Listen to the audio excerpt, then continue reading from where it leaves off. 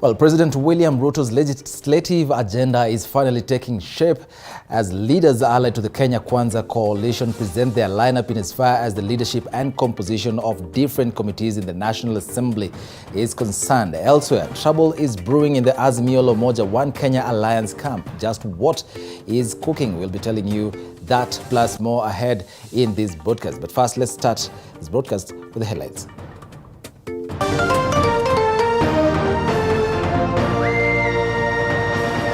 Tonight, Cabinet secretaries take oath of office amid high expectations from millions of Kenyans on state of the nation.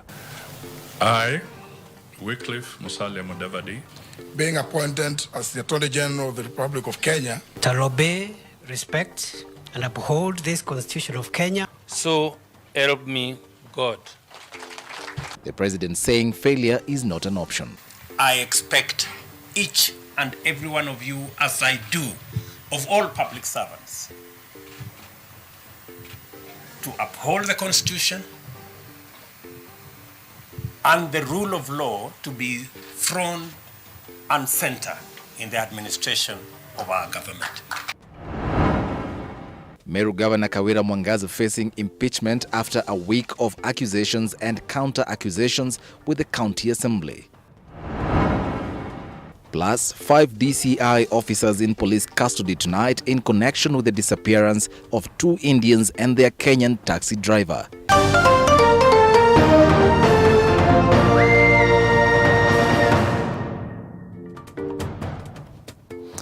Good evening once more and welcome to the broadcast. My name is Eric Munene. Our sign language interpreter at the bottom end of your screen is Mini Mbesa.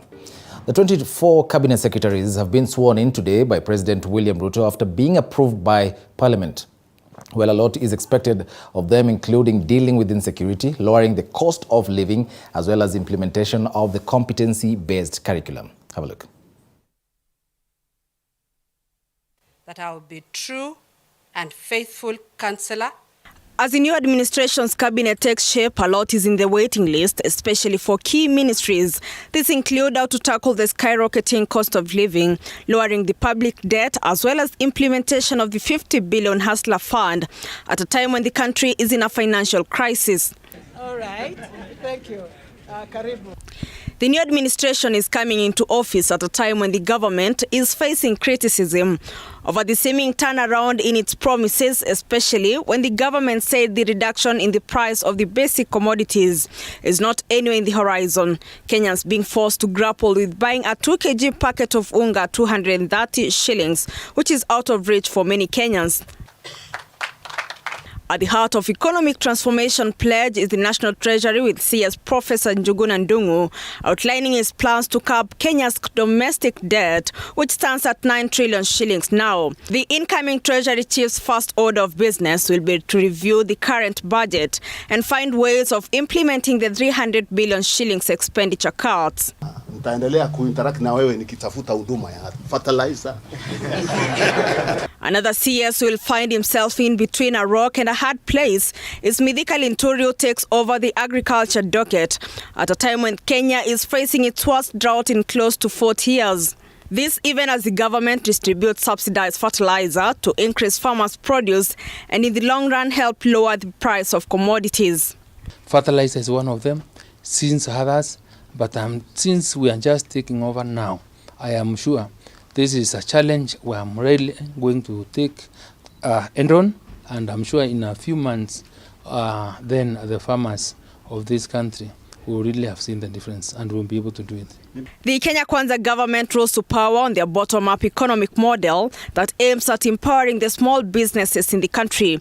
President William Ruto is set to launch the 50 billion Hustler Fund to facilitate easy access of credit to the small and medium enterprises. Not too far from here. With the rising cases of workers' mistreatment in Saudi Arabia, a lot is expected of the CS for Labor Florence Bore as she works towards dealing with the menace that has left at least 62 Kenyans dead this year alone. Bore has disclosed a raft of measures she will take to protect the welfare of Kenyan workers in Saudi Arabia, including talks with the Saudi Arabian authorities to hire more representatives to the Middle East, create a diaspora welfare fund for Kenyans in Saudi Arabia, and set up rescue centers in the Gulf state. All eyes are now on the new CSs after their swearing in as Kenyans wait for their promises to be turned to reality. Flora Limuki, TV47. Well, now to our top story tonight. President William Ruto has drawn the line for his 24-member cabinet, telling them they have no option but to succeed in their service to the nation. Ruto, speaking at State House, where he led the swearing-in ceremony, told his hustler cabinet about the workload ahead to transform the country's economy. TV47's senior political affairs reporter Apollo Kamau attended the event. President William Ruto's hustler cabinet finally took shape on Thursday after a swearing-in ceremony at State House, kickstarting the mandate of fulfilling election campaign promises in an expecting nation weighed down by a battered economy. I, Wycliffe Musalia Mudavadi, led by Prime Cabinet Secretary Musalia Mudavadi, the cabinet secretaries took oath of office, ready for the daunting task ahead, with President William Ruto telling them failure is not an option in his cabinet. In the discharge of your duties in the various ministries that you will be serving, you will have my wholesome support. You will have my support because you have no option other than to succeed. Failure is not an option, good people. We have a country to look after. We have a plan to implement. And we have the people of Kenya watching us. I, Franklin Mithika Linturi. The swearing-in ceremony also came in with yet another rider that the president will not entertain non-performers in his administration, taking them to Bible class. James chapter 4 verses 17. And I want you to record it somewhere and put it on your desk.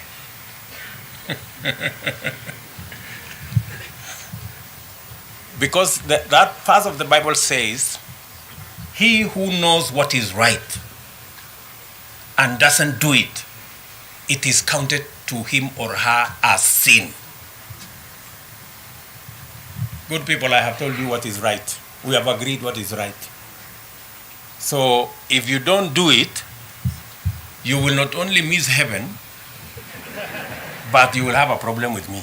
With key sectors of the economy deserving the cabinet's unwavering attention amid tight timelines to implement election pledges, President Ruto had this directive to the cabinet. For the last couple of weeks, my deputy and I have been struggling in offices late into the night. Now we have a team, and your celebrations will be very short-lived because I think you will be leaving your offices late. So the spouses, kidogo mtatuvumilia. Hawa watu pengine itabidi walale ofisini for the next couple of months until we have our plan in place. Ruto once again laid the ground on why his administration will be different, unlike his predecessor Uhuru Kenyatta, saying he will run an open government where he and his deputy Rigathi Gachagua are reading from the same script. With the hustler cabinet now in place, the hard part begins, fulfilling election campaign pledges to millions of expectant hustlers countrywide. Apol Kamau, TV47, State House, Nairobi. Well, thank you very much for that, Apollo Kamau. Now, Kawira's, I'll take that again. A Meru County resident wants members of the county assembly to initiate proceedings to kick Governor Kawira Mwangaza out of office. Salesio Mutuma Thuranira wants the MCAs to impeach the governor due to gross misconduct and abuse of office. Here's more. Meru Governor Kawira Mwangaza risks impeachment after Meru resident Salesio Mutuma Thuranira filed a petition wanting the MCAs to impeach her due to gross misconduct and abuse of office. Mutuma blames Mwangaza for appointing Francis Mugai as General Manager of the Meru County Revenue Board, alleging that she violated Section 6 of the Revenue Board Act 2014 with the appointment. He also accused the governor of using his husband Murega Baichu as a county representative, alleging that Baichu is not a state officer and is not authorized to conduct business on behalf of the county. He now wants the County Assembly to consider the petition as urgent since it is of public interest, and for the MCAs to initiate the impeachment motion against Mwangaza, who has only been in office for less than 3 months. He also wants investigations to be done into the aforementioned allegations, with a substantive time and for Mwangaza to be summoned to answer to the allegations. The petition comes days after the Ethics and Anti-Corruption Commission EACC faulted Mwangaza for the appointment of her husband Murega Baichu as the patron of Meru Youth Service and the ambassador to Meru's Hustler Fund. Mwangaza's dwindling fortunes comes a week after a section of MCAs walked out of a maiden speech to the House, with Kawira later alleging that MCAs demanded bribes before they approved up cabinet nominees. The MCAs on their part accused Kawira of high-handedness. Flora Limuki, TV 47. Now, just days after 4 Special Services Unit SSU officers were arrested and put under investigation by the Internal Affairs Unit IAU, 5 more have been arrested at the IAU headquarters in Upper Hill, Nairobi. Now, the arrest follows a probe that allegedly links them to the disappearance of 2 Indians alongside their Kenyan driver before the general election. Jepto Boyd reports. I'm ready to proceed with this. 5 more officers from the disbanded Special Services Unit SSU of the Directorate of Criminal Investigations DCI are in police custody tonight in connection with the disappearance of 2 Indians and their Kenyan taxi driver. The 5 were arraigned with investigative agencies seeking leave to subject the phones of the 5 who are said to belong to the disbanded Special Service Unit to forensic examination. The investigators, through the DPP, believe the phones would help uncover circumstances surrounding the disappearance of Zulfikar Khan, Mohammed Zaid and their taxi driver Nicodemus Mwania. The court was also asked to allow investigators to get the officers' DNA samples for analysis as police try to find a match to the clothes and bones that were collected from the Aberdare forest and believed to belong to the missing trio. Again, I've talked about the rights, ensure their families access them, ensure the advocates access them. As to where they can be remanded is not within my powers. We are 3 arms of government, now that is executive arm. My direction and my order is that they are safe, their rights are maintained. The suspects are already condemned that they are guilty. 2, every other day they are arresting in piecemeal. The first lot, 2 people were arrested. After almost 2 weeks, another 4 were arrested. After almost another week, another 5 have been arrested. The officers, namely Joseph Mwendwambaya, David Chepchen Kipsoi, Stephen Luceno Matunda, Paul Njogo Murithi and Simon Mohuga Gikonyo, are currently being held at Industrial Area Police Station and will wait until Monday, when an application to hold them for 30 days will be argued. Instead of you coming before me tomorrow, again you come before me on Monday. The arguments are the same. If you need more time, we can put off this tomorrow's matter to Monday to enable you 5 responses in this case. All the cases will be consolidated and the matter will be argued on Monday, which means we shall be arguing matters for 9 people. The first 4 and these 5. I hope, and we told the court, they will have arrested all the others that they want to arrest, so that by Monday we have a complete set of people who will be arguing for.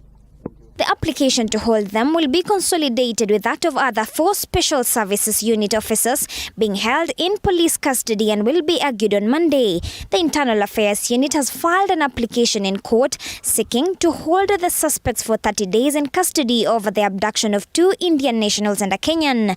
The 2 Indians who were abducted by unknown men months before the August 9 election were part of President William Ruto's communication strategy team.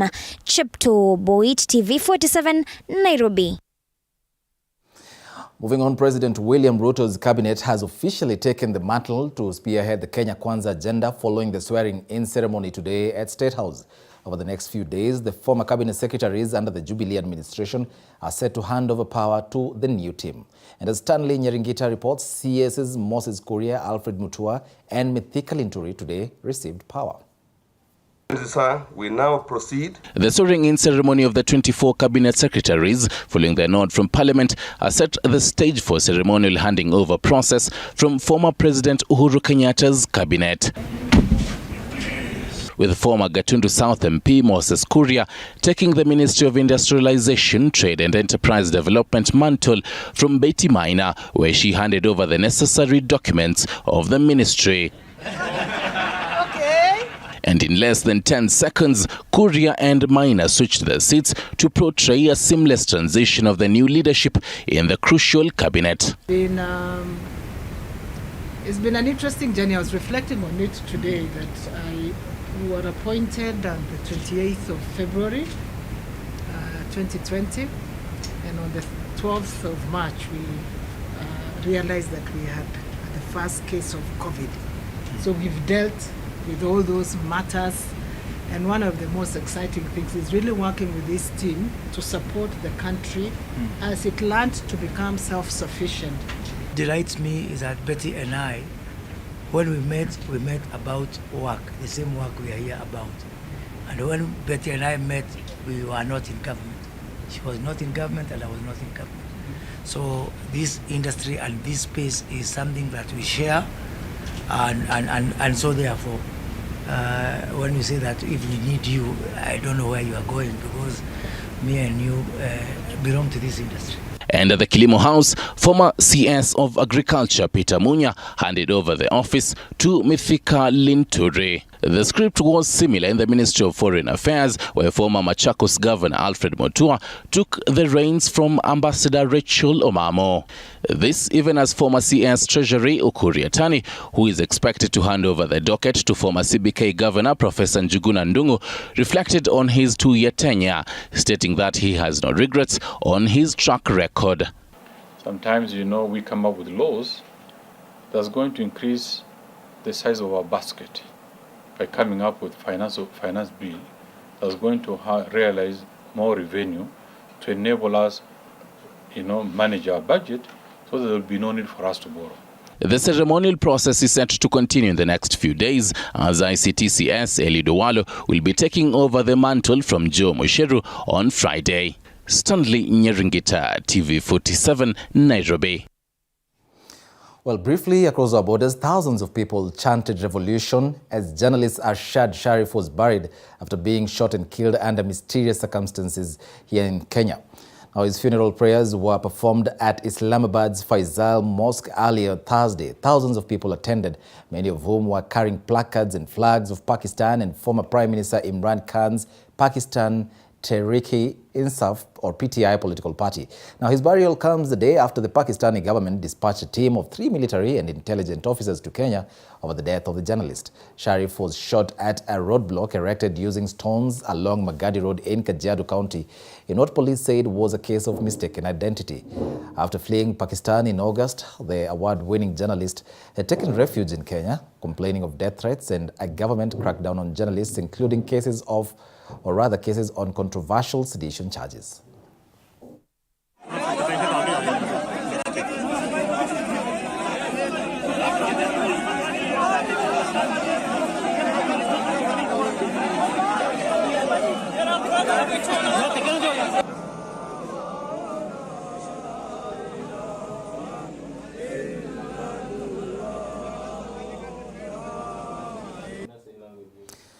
Back home, engineer George Mwangi, the husband to politician Gladys Chania, was finally laid to rest at his matrimonial Mangu rural home in Gatundu North in a muddled event that was filled with drama. While such a ceremony would customarily take the entire day, being the last respect that family, friends and community accord a deceased person, Mwangi was hurriedly rushed to the grave, with his interment event taking less than 2 hours. Elizabeth Atieno with a burial that has raised eyebrows.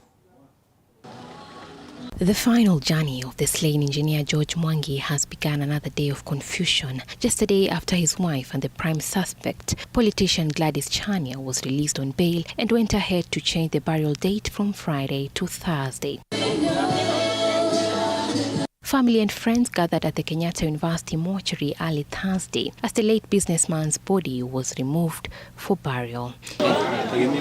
Chania, the late Mwangi's wife, was not present with a tribute to her late husband read out by her sister Judy Chania. In the tribute, she mourned Mwangi as a caring and concerned family man. There was heavy police presence at the businessman's home, with the media locked out of the close-knit burial. Mwangi has been buried at the same home detectives believe he was murdered in before his body was dumped at Kenny Forest, where it was recovered. DCI preliminary investigations earlier revealed that the deceased was killed in the family home and later dumped in Kenny Forest, over 20 kilometers away. His body was found swathed in a polythene bag and covered under a heap of cartons. Results of the postmortem show that he died from head injuries inflicted by a blunt object, as his left-hand fingers also harbored injuries. Elizabeth Atieno, TV 47. Now, moving on. The gruesome murder of Pakistani journalist Arshad Sharif in Kenya has attracted backlash from the international community, prompting many calling for a thorough investigation. The Kenyan investigative organ DCI has now invited all affected families to appear before the new boss, Amin Mohammed, and make statements to assist and unravel what transpired before the abductions of their kin. Mike Kagongo with more details. The recent change of guard at the Directorate of Criminal Investigations has seemingly renewed hope in families whose cases of enforced disappearances or even death of their kin have since gone cold. The disappearance of two Indian nationals and their Kenyan taxi driver, plus the killing of the Pakistani journalist, being the fuel in the fire of the probe, with the new DCI team seemingly opening the cases, most of which have been the subject of heated debate both home and abroad. It's 19 months since Mwenda Bijiwe, a security consultant, went missing without a trace. According to Bijiwe's mother, Jenny Gatwiri, the years have been filled with agony, but she still holds on to hope that one day her son will come back. But from a reliable source, tunajua Mbijewa is very much alive, na alichukuliwa na serikali ambayo iliisha muda wake August 9. So ombi langu, kwa sababu hata Deputy President Gachagua wakati alikuwa na mkutano kubwa sana huko Meru ya campaign mwezi wa Julai, alisema Mwenda is being around by very high profile people. Mbijiwe vanished on June 12, 2021 as he was traveling from Nairobi to his mother's home in Sirimon, Buri West Sub-County in Meru County. The following day, a car he had hired for 3 weeks for business was recovered abandoned on a coffee plantation near Tatu City, Kiambu County. Since that fateful day, life has been one painful journey for the mother of four, more so in the wake of recent disappearances of persons whose bodies are later found dumped in rivers and thickets. And for your information, hata mwenye ile gari alikuwa amekondisha, alituambia he was taken by 8 policemen, intelligent men from DCI's office. 18 in number. Several families affected by the extrajudicial killings and disappearances have, however, been invited for a consultative meeting with the Director of Criminal Investigations, DCI, Amin Mohammed. And as we speak about the SSU, we also want to remind the President and the security authorities that these killer units go beyond the SSU. We have information implicating, for example, the KWS. The meeting is expected to revolve around their missing loved ones, partly attributed to enforced abductions, with some of their kin suspected to have been allegedly executed by the disbanded Special Service Unit SSU of the DCI. Milen Halifom will mark November 19, 2022 as first anniversary since her husband, the Ethiopian businessman Samson Tekle Michael, was abducted in broad daylight by plain-clothed police officers along Loitoktok Road, Kileleshwa in Nairobi County. They are not touching only my husband and me. They are touching my husband and my children. And I'm here. I'm pleading. I'm asking. I'm begging. Milen believes her husband is still alive and wants justice to prevail. She says she will not leave this country until she finds her husband, despite threats from unknown individuals, to drop the case. If this person has done something, there's a law how to ask, how to arrest. And we are not far from law. Human rights defending organization Haki Africa Director Hussein Khalid says he has as well received warning threats to stop following up the matter, but has since reported for investigations. I must say that they moved with speed and they arrested the suspect, who was a young man based in Malindi. His story did not add up, because he claimed that he was sending the message to a different number. Other than Bijiwe, Tekle Michael and Ashad Sharif, other foreigners who were abducted in Kenya include Zulfikar Ahmad Khan and Mohammed Zaid Samin Kidwal. The two Indian nationals were part of President William Ruto's campaign team in the run-up to the August 9th general elections before their abductions. There are allegations that the two, alongside their Kenyan driver, were abducted by the members of the disbanded Special Service Unit SSU, attached to the DCI. We are appealing to Professor Kindiki to prioritize that dialogue so that we can finally put this issue to arrest. Turkish Selehaddin Gulen and Nigerian Mnadi Kanu were allegedly abducted and deported back to their countries. While in Nairobi, Nadi disappeared and only emerged in handcuffs in Nigeria in 2021. In 2021, Gulen, who had fled to Kenya, was allegedly abducted and deported to Turkey, despite a court order preventing the deportation. Mike Kagwongo TV 47, Nairobi. So that Kenyans can then... Now, a man from Keses area was in Gishu County has allegedly killed his girlfriend by stabbing her several times and later throwing himself into a well. It is alleged that the man had given her side lover all the money after selling a 10-acre piece of land. Chichi Josephine with that story. Sadness engulfed Keses area in Uasin Gishu County after Roslyn Cherono, a 45-year-old married woman, was allegedly murdered by her side partner, whom they've been together for the last 6 months. According to Area Chief David Kering and the residents, the 30-year-old young man had sold his piece of land and gave his girlfriend the money to aid her in her business, but she would later leave him. Inaonekana kuna huyu kijana aliuza shamba huko kwao na akaleta hizi pesa kuinvest na huyu mama. Inaonekana kuna vile walikosaniana. So vile aliambiwa atoke kwa hii nyumba ndio imeleta hiyo kasheshe, ndio tayari amemuua. Inaonekana ni mambo ya pesa ndio ilileta hii shida.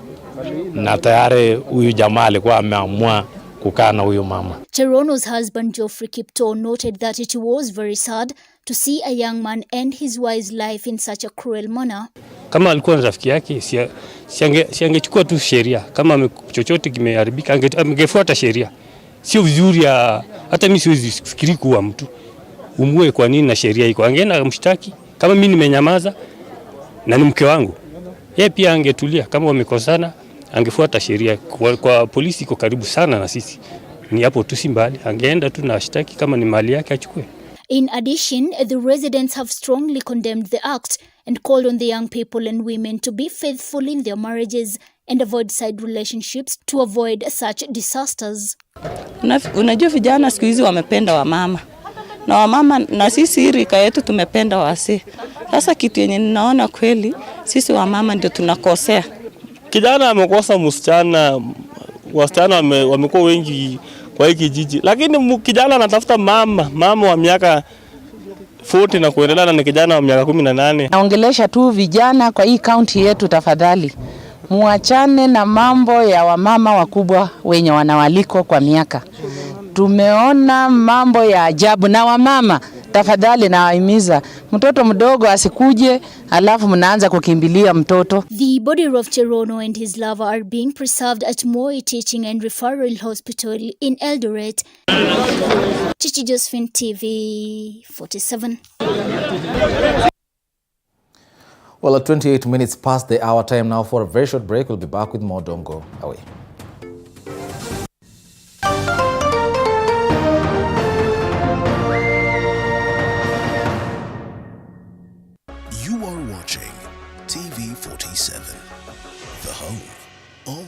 untold stories. Big things come in small packages. Kwa hivyo usiwatch tu, shika inayokufaa. Bring it to life like YouTube Shorts with Safaricom. Kwa ndani ya game, piga hiyo story.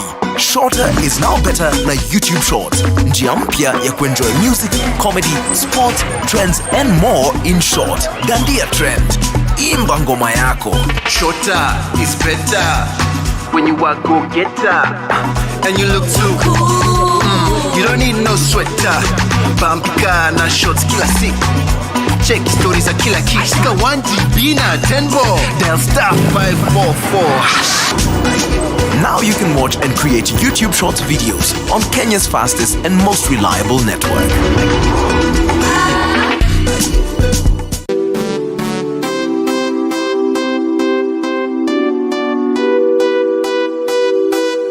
Discover a world full of opportunities, a place to build your skill and see the world in a different perspective. Sensei Institute of Technology is the home to the best practical courses, giving you hands-on experience to handle the world. We offer courses such as plant operator, plant mechanics,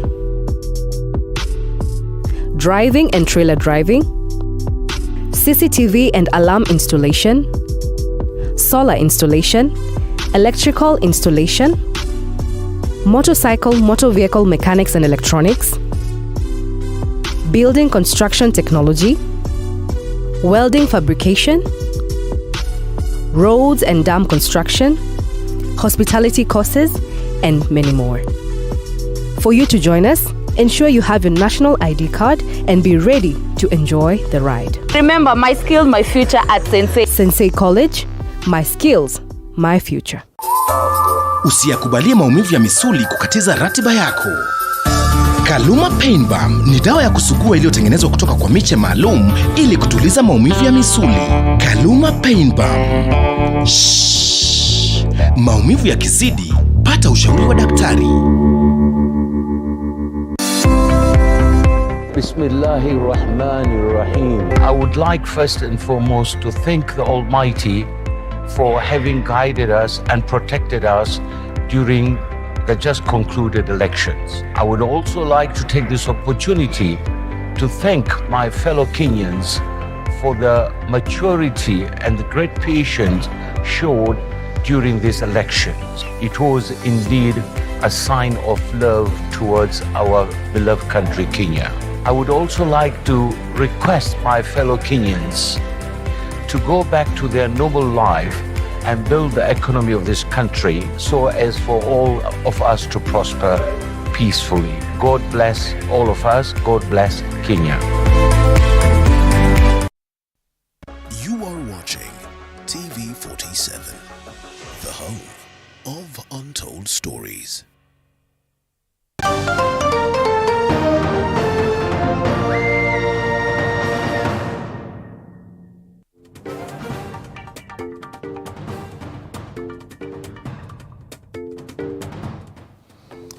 Welcome back and thanks for staying with us. The High Court has frozen assets worth 1.2 billion shillings belonging to a high-ranking official in the Ministry of Lands.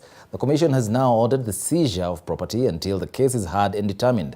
Collins Lusweti with more on this story produced by Lucky Heriano. The High Court has issued orders freezing the assets worth 1.2 billion belonging to Nicholas Owino Ochiel, a Senior Assistant Director of Valuation at the Ministry of Lands. The Ethics and Anti-Corruption Commission filed a case against Nicholas Owino Ochiel, his wife Violet Terry Muthoni Maina, his brother Richard Omondi Ochiel, and their two companies, namely Tanic Valuers Limited and Tanic Enterprises Limited, following reports of illegally amassed wealth that is not commensurate to his known and legitimate source of income. In the suit papers, Ochiel, together with his accomplices, took undue advantage of his position to confer benefit to himself by entering into contracts with private entities for services he was employed and paid to provide at the ministry. Between 2003 and 2018, Ochiel is said to have used his illegally acquired fortune to purchase prime properties including an 80 million shillings current residence, a house in Mirema worth 23 million, a 130 million shillings worth Tanic Court apartments at Thome Estate in Nairobi, commercial building valued at Kenya shillings 190 million at the Kisumu Busia Road in Ugunja. 3 apartment blocks in Kisumu municipality valued at a total worth of Kenya shillings 123 million. Ochieng reportedly used his close associates, his wife Violet Terry Muthoni Maina and brother Richard Omondi Ochieng as conduits to receive, hold or otherwise conceal funds acquired in the course of or as a result of his corrupt conduct. They are also said to have acquired 22 parcels of lands spread across various parts of the country, together with 3 top-of-the-range vehicles, which the EACC once surrendered within 7 days. Ochieng was first employed at the Ministry of Lands and Settlement as a valuer in 1996. He worked as the principal valuer in the same ministry from 2012 to 2016. He is currently the Senior Assistant Director Valuation at Ministry of Lands and Physical Planning since 2016. The defendants were granted 21 days to file their responses before the matter will be mentioned on 11th November 2022. Collins Lusweti, TV47, Nairobi. Now, pastoralist communities in the country are reeling from the harsh effects of a drought that has not been witnessed in 50 years. And to add to their misery, a community in Laikipia is devastated after police officers shot at the cattle, killing 7 and injuring another 7. Sharon Baranga with more. Herders in Ratia area of Kirima sub-county, Laikipia County, are shattered. This is after police officers opened fire at their cattle, and as a result, 7 cows died and another 7 are injured. The community is wondering why the people who are mandated to provide security turned on them at such a time when they are trying to save their animals from the drought. Askari jana alikuja akapata ng'ombe kwa ile milima na akapeleka direct mpaka mahali kabisa ambaye ameanza kupikia ng'ombe, na akapika ng'ombe na akachukua kwa magari, akaweka ng'ombe 7 jara na akachukua ng'ombe 9 ambaye ameua na akachukua nyama. Hawa watoto, tukisema watoto wanakosa, mimi siwezi kusema wakosi wanakosa, lakini watoto. Alafu tena zaidi maaskari wetu wanakosa tena kushinda hao watoto. Our officers, while on patrol, found satellite herds in one of the farmlands, and while they tried to confiscate the cattle, or rather to seize the cattle for legal action, they were fired upon. They were fired upon by people who were among the cattle. They had to retaliate. In the commotion, some of the cattle were killed. For almost 4 years, a number of counties have not received rain. This has made life difficult in most of the northern and eastern parts of the country. Meanwhile, the county government of Samburu has begun distributing relief food to its residents. Leaders from counties affected by drought are accusing the national government of doing the bare minimum when it comes to alleviating the suffering of Kenyans affected by drought. Sharon Baranga, TV47. Quite worrying there, that story by Sharon Baranga. And someone who just reacted to it, Lydia Maina, is saying that it's quite unfortunate that the police were not remorseful for what they have just done. They should have been understanding to the pastoralist communities that are currently surviving due to the harsh nature of the drought. Someone else here called Simon Muraya says, TV47, great job for highlighting the issues of drought in the country. And I hope that the police next time will handle such pastoralists with a lot of care. Well, remember tonight on Game Plan 2022, we'll be talking about that issue of drought, the unceasing drought in the country. Moving on, Kenya Kwanza has presented a lineup of men and women to take up a departmental committee leadership in the National Assembly, with House Majority Leader Kimani Ichung'wah tabling a report on membership placement of various committees as per the agreement reached at during today's parliamentary group meeting at State House. Elizabeth Mutuku with the latest from the August House. President William Ruto's legislative agenda took shape as leaders allied to Kenya Kwanza coalition converged at State House for a parliamentary group meeting. The meeting's agenda being to deliberate on priority bills in Parliament as well as constitution of key committees in the National Assembly. And after the meeting, members agreed on the constitution of the key committees as well as their leadership. To avert fallout within the party, the alliance had requested the members to give proposals on where they would want to be placed. The resolutions of today's meeting seeming to have provided generally agreeable lineup. National Assembly's Leader of Majority Kimani Ichung'wah tabled the report of Selection Committee, urging members to accept their placements despite of interest expressed by some MPs who wished to sit in some committees termed as lucrative and more powerful than others, downplaying the notion, and was seconded by Minority Leader Opiyo Wandayi. It has been customary, Honourable Speaker, at times to find people in 2 or 3 committees. And the moment, Honourable Speaker, people are placed in committees, members end up never showing up in any committee.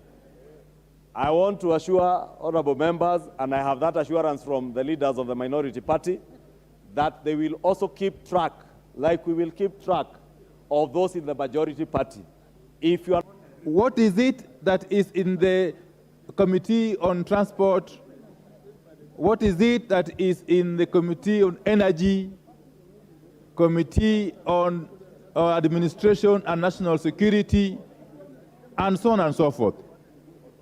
This is a discussion that we may want to have in future for us to be able to address the concerns and interests of members in the coming years, so that we don't have this kind of commotion. Some of those who proposed by the Kenya Kwanza Alliance to serve in departmental committees as chairmen include Ndindi Nyoro to serve in Budget and Appropriations Committee, Kimani Kuria to serve in Finance Committee, Nelson Koech to head the Defense Committee, John Mutunga to be the chairman in Agriculture and Livestock Committee, Dan Wanyama to serve in the Sports Committee as the head. There is a belief that some committees are more lucrative than others, and to me that may actually not be so, unless where there are people practicing unorthodox means and ways of doing things.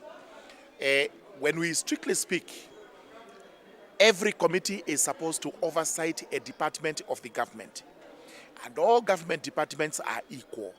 Others proposed to hold chairmanship include George Kariuki in the Transport and Public Works Committee, Gabriel Tongoyo in the Security Committee, James Gakuya to head the Trade Committee, and Julius Meli to head the Education, and George Murungara to head the Justice and Legal Committee. The Azimio Brigade, and which forms minority, has proposed David Kiplagat to head the Public Accounts Committee, Public Investments Committee on Governance and Education to be headed by Munga Mangale, Public Investments Committee on Commercial Affairs and Energy to be headed by Marian Kitani, Public Investments on Social Services and Administration and Agriculture to be headed by Jackson Kusgei, Special Funds Committee to be headed by Edwin Mugo, Decentralized Funds to be chaired by Mudhoni Ikiara. Some Azimio members of Parliament have, however, expressed their dissatisfaction on the composition of the Selection Committee, with some terming the lineup as a betrayal, saying the lineup proposed was not as per earlier agreement. Na hiyo list tumekataa, and we are going to revisit that issue as Wiper, because we are not going to allow ODM watukalie. Walitukalia last time, we are not going to allow again watukalie. Last time wakatukalia. The voting of the official leadership in the departmental committees is expected to commence tomorrow. The men and women proposed by President William Ruto to work with in the legislative arm of government is the team he's keenly looking into in his legislative agenda as he delivers his promises to Kenyans. Elizabeth Mutuko, TV47 Pan Buildings, Nairobi.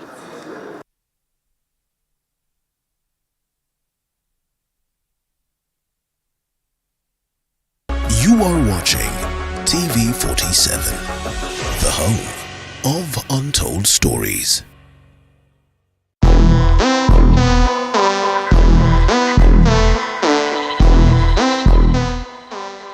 It's new, it's fresh, it's exciting, it's entertaining, it's informative kila kitu. Na ni moto kama pasi.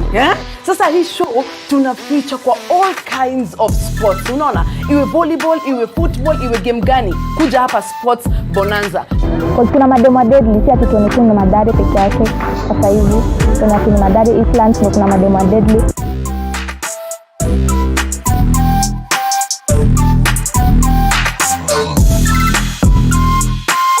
Authentic, natural, planned.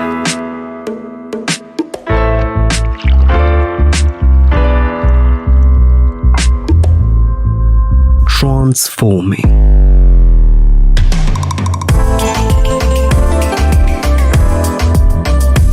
Endless benefits.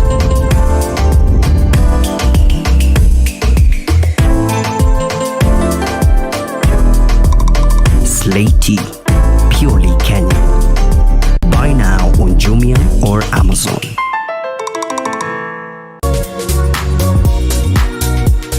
One step into a home and all we think about is the furniture and colors. But do you ever stop to think about the type of materials used? Well, the floors, worktops, moldings, or the plumbing. Robert Ndungu takes you to different locations, different houses to get what works perfectly for your next home. Every Tuesday at 8:30 p.m.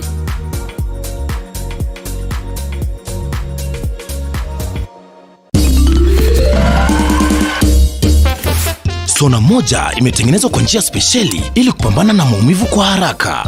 Sona moja ina aspirin kama kiungo. Sona moja, kitulizo kamili. Maumivu yakizidi, pata ushauri wa daktari.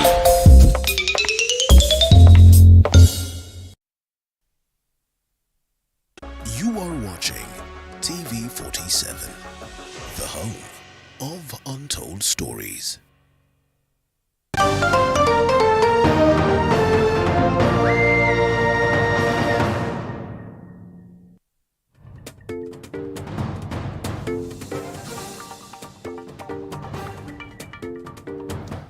Welcome back and thanks for staying with us. Turkana Governor Jeremiah Lomurukai's case in which he is seeking anticipatory bail against arrest by the EACC has been moved to the 7th of November for inter-party hearing. The hearing was conducted virtually today by Kapsabet High Court Judge Ruben Nyakundi, who directed the parties to return to court for the determination of the case filed under certificate of urgency. EACC North Rift Manager Japheth Baithalu says the commission can still move to arrest the governor, but denied allegations that they were planning to lay an ambush. Through his counsel, Tom Ojenda, Lomurukai had alleged that there was a plan to lay an ambush, prompting him to seek an anticipatory bond at the High Court. To have a hearing in a case where His Excellency the Governor Turkana County and summoned us to court to answer to his application of an anticipatory bail. However, he did not appear, but we entered appearance, EACC entered appearance, and the DPP also entered appearance. The matter was heard virtually, and it was adjourned to 7th November, where we are going to have a fresh date before Honorable Nyakundi. Now, as the race for the Bungoma senatorial seat heats up, various candidates have begun various strategies aimed at getting support from the area leaders. Now, former Webuye MP Joash Wamangoli is the latest to come out and throw his weight behind independent candidate Enoch Makoha. Wamangoli says despite other youthful candidates from the region, Makoha is the best bet for the seat as he understands the needs of the electorate. Yes, if the Bungoma people out of the leaders that come out, yes, we're doing fine. So when we are providing leadership, tutafute kiongozi ambaye ana njia, ana sababu, anaweza kuzungumza na serikali, tuwe ndani ya serikali. Niposa akifanya oversight kwa governor wetu Lusaka, iwe njia ya complementary to each other. Hapana hiyo mvutano. Ndahakikisha ya kwamba nimenunua ambulance 9 ambulance in every constituency. Ndakuweka ambulance moja Makoha Rescue Team. Na nitakuwa na call center, wafanyakazi wa kukaa mahali sehemu ya Bungoma mahali kwa ofisi ya kuhakikisha 24-hour service inafanya vizuri. Every ambulance itakuwa inafanya operation kwa every constituency. Makoha Rescue Team itakuwa ina operate 24 hours. Na ndahakikisha ya kwamba ile service ya ambulance imefunction vizuri kwa promising muda ambayo ndakuwa nafanya kazi na nyinyi. Kwale residents have tasked Mining Cabinet Secretary Salim Mvurya with implementing the Mining Act of 2016 just moments after he took oath of office. The residents want Mvurya to prioritize challenges facing the mining industry and ensure residents who were affected by the operations of base titanium to receive 10% commission as directed by the Act.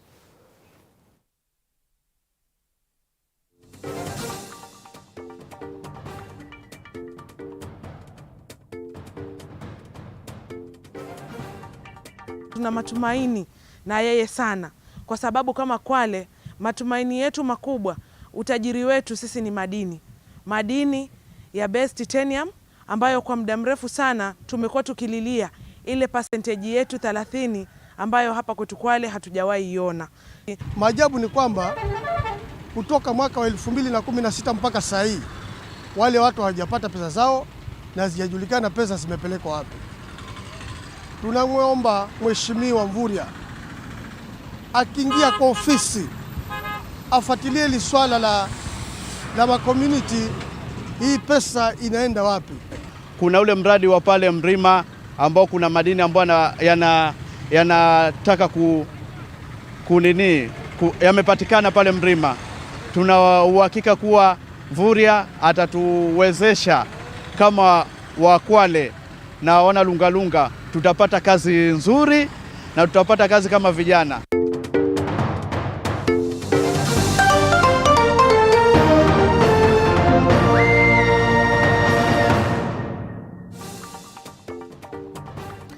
Let's do some fact check. An image shared on Facebook sorry for that. An image shared on Facebook purporting to show Bomet woman representative Lynette Chepkorir, also known as Toto, with Kevin Rigathi, Deputy President Rigathi Gachagwa's son, is altered. The image shared on 14th October 2022 purports to be of the two posing beside a plane branded Kenya Air Force. The accompanying text reads Rigathi Gachagwa's son with Lynette Toto. There's the photo.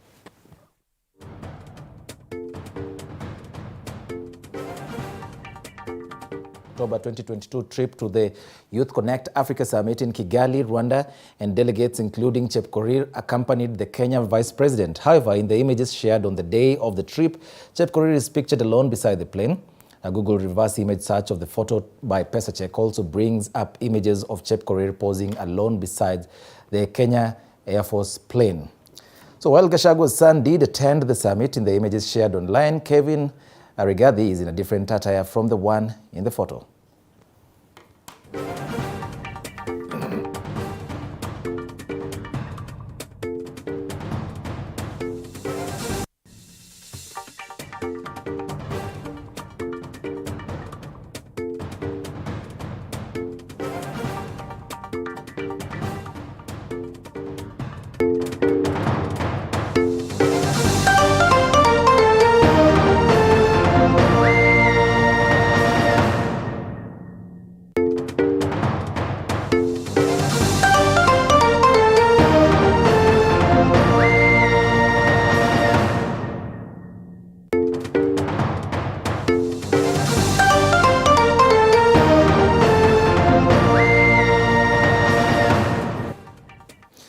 Well, that is this week's Fact Checker. Time now for the latest in the world of business.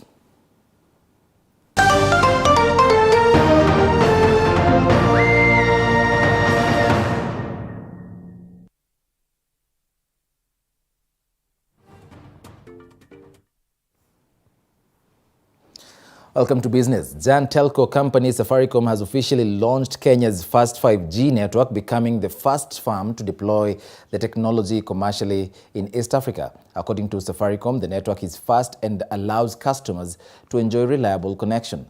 Customers with compatible phones would, however, be able to use the network soon. The company said when it starts selling 5G data packages. The firm has 35 active 5G sites in Nairobi and other major cities, and it plans to increase that number to 200 by March next year. It started testing the network last year.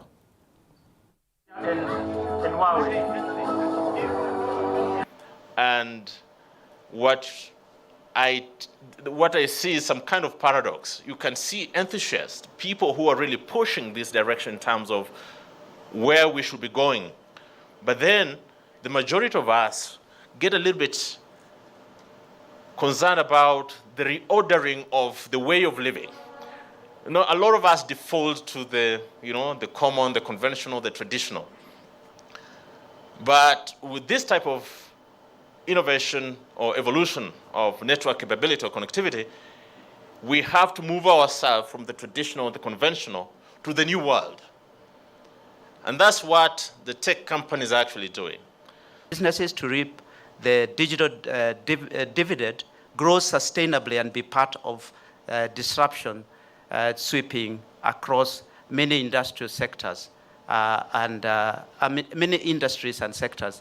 The new government has made ICT as central to how to empower the population, and we believe 5G will be another addition to the ability of this country to go and march forward. So in March last year, we became the first operator in the country to commence 5G trials for our customers. At that time, we only had about 15 sites. Today, as we go live, we have just over 35 sites live, and there is quite a few more that are being built. And we will grow this to about 200 by March 2023.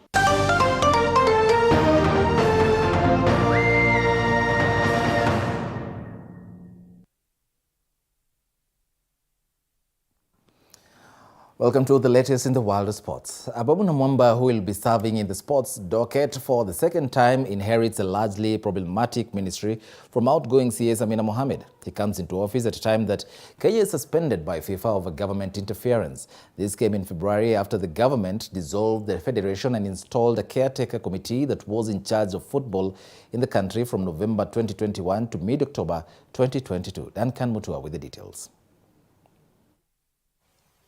Ababu Namwamba. Few days after proving his eligibility to take over as the new sports cabinet secretary in front of the National Assembly's Committee on Appointments, Ababu Namwamba earlier today took his oath, making a comeback at the helm of the sports docket. I, Ababu Namwamba, being appointed a cabinet secretary of Kenya, do swear that I will at all times be faithful to the Republic of Kenya. And after the oath, Ababu takes an office piled by responsibilities and duties, among them restating the state of normalcy in Kenyan football, swimming and badminton, which have been suspended by their respective international federation. All tasks await Ababu, and close to 27 Kenyans have been flagged down for various doping offenses this year. Ababu will have to put into consideration the doping menace which is threatening to ruin a legacy the country has built in the athletic world.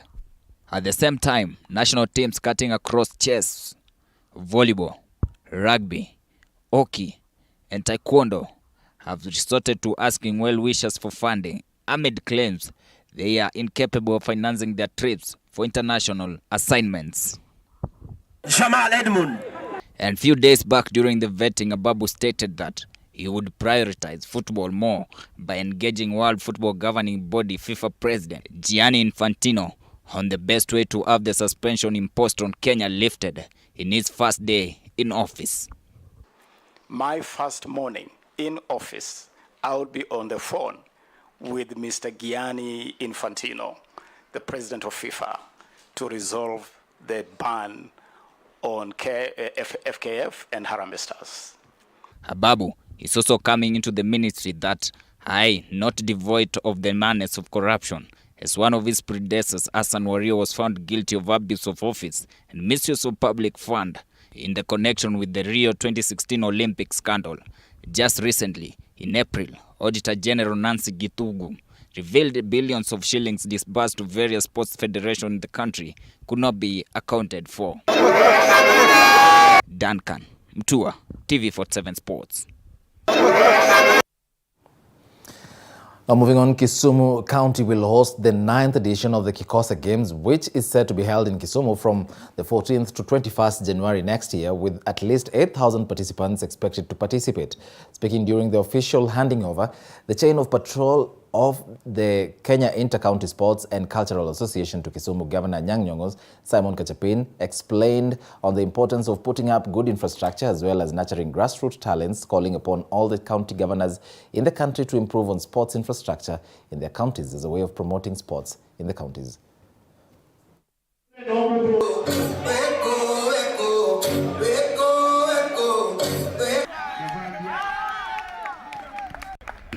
The Kikoska Games have in the past provided a golden opportunity for counties to showcase their heritage, hence boosting the economy of counties.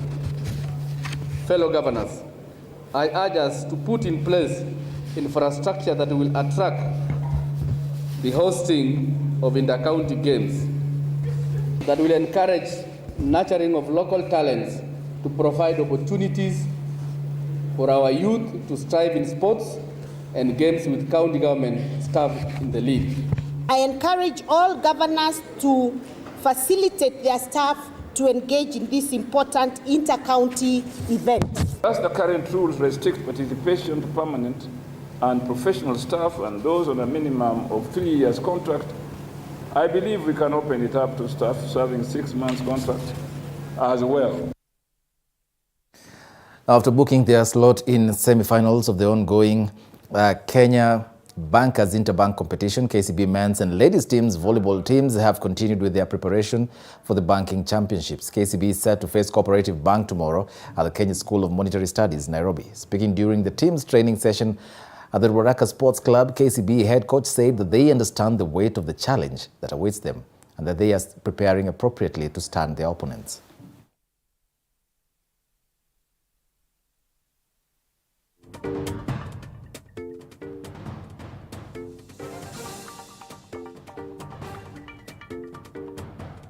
As a coach, I'm aiming to go through the semis. Then after the